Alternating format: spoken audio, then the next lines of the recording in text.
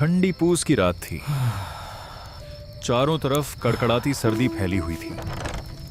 गरीब किसान हल्कू अपने टूटे फूटे घर में बैठा सोच रहा था कि इस बार ठंड कैसे काटेगा। उसकी पत्नी मुन्नी ने कहा, जो 3 रुपए बचाकर रखे हैं उनसे एक कंबल ले लो, नहीं तो खेत में रात कैसे बिताओगे। लेकिन हल्कू मजबूर था। जमींदार का कर्ज चुकाना जरूरी था। उसने वही पैसे जमींदार को दे दिए। रात होते ही हल्कू अपने खेत की रखवाली करने निकल पड़ा। उसके साथ था उसका वफादार कुत्ता जबरा। खेत के किनारे टूटी चारपाई पर बैठा हल्कू ठंड से कांप रहा था। हवा इतनी ठंडी थी कि जैसे शरीर को चीर रही हो। वह बार बार खुद को समेटता, लेकिन ठंड कम होने का नाम ही नहीं ले रही थी। कुछ देर बाद हल्कू और जबरा पास के आम के बाग में चले गए।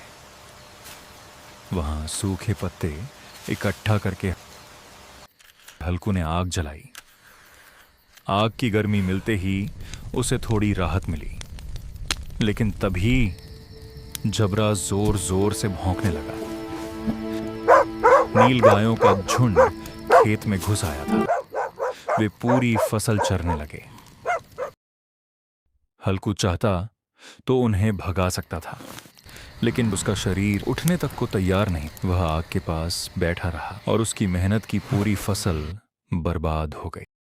सुबह जब मुन्नी खेत पर पहुंची तो चारों तरफ उजड़ी हुई फसल देखकर दुखी हो गई, लेकिन हल्कू के चेहरे पर अजीब सी राहत थी। वह मुस्कुराकर बोला, अब कम से कम इस ठंडी रात में खेत पर सोना तो नहीं पड़ेगा।